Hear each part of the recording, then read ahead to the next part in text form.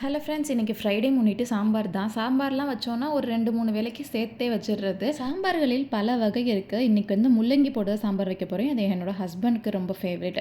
எனக்கு முருங்கைக்காய் போட்டு வச்சா ரொம்ப ஃபேவரெட். உங்களுக்கு எது ஃபேவரெட்னு சொல்லி கமெண்ட்ஸில் சொல்லுங்கள். அண்ட் சைட் டிஷ்க்கு பார்த்திங்கன்னா பாவக்காய் வந்து நல்லா இந்த A to Bலாம் ஒரு பாவக்காய் சிப்ஸ் கிடைக்கும் பார்த்திங்களா, அந்த மாதிரி இன்றைக்கி வந்து ஃப்ரை பண்ண போகிறோம். அதுக்கு இந்த மாதிரி தின் ஸ்லைசஸாக வந்து ஸ்லைஸ் பண்ணி வச்சுட்டு ஒரு பாத்திரத்தில் கல் உப்பு கொஞ்சமாக தயிர் சேர்த்துட்டு ஸ்லைஸ் பண்ணி வச்சுருக்க பாவக்காயும் சேர்த்துட்டு அப்படியே ஊற வச்சிடலாம். அதுக்கப்புறம் ஒரு 1/2 மணி நேரம் கழிச்சு எடுத்து மேரினேட் பண்ணி ஃப்ரை பண்ணிக்கலாம். சாம்பார், புளிக்குழம்பு, சிக்கன், மட்டன் அது எல்லாத்துக்குமே வந்து சின்ன வெங்காயம் போட்டால் தான் டேஸ்ட்டாக இருக்கும். எனக்கு தெரிஞ்சதெல்லாம் இந்த சின்ன வெங்காயமும் அப்புறம் இந்த பெரிய வெங்காயம் பல்லாரி அது மட்டும் தான் தெரியும். இது போக 3வது வெரைட்டியாக ஒரு வெள்ளை கலரில் வெங்காயம், சாம்பார் வெங்காயம்னு ஒரு வெங்காயம் இருக்கும், அந்த போட்டு வந்து சாம்பார் வைப்பாங்களாம். அது பார்த்திங்கன்னா ஒயிட் கலரில் இருக்குது. யூஸ்வலாக பண்ணுற சாம்பாரில் வெஜிடபிள்ஸ் போடுறதுக்கு பதிலாக அந்த ஒயிட் கலர் வெங்காயத்தை வாங்கி போட்டால் வெங்காய சாம்பார் ஆயிரும் போல். அதுக்காகவே ஸ்பெஷலாக அந்த வெங்காயம் வைக்கிறது போல். எனக்கு ரொம்ப நாள் கழிச்சு அதுவே இப்போ தான் தெரிய வந்துச்சு.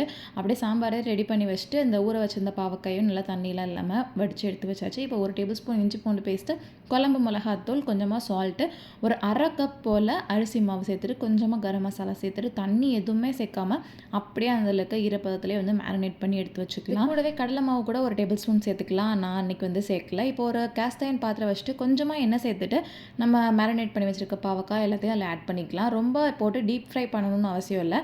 இந்த மாதிரி ஷாலோ ஃப்ரை பண்ணாலே செம்ம கிறிஸ்பியாக வரும் அரிசி மாவு சேர்த்துருக்கனால.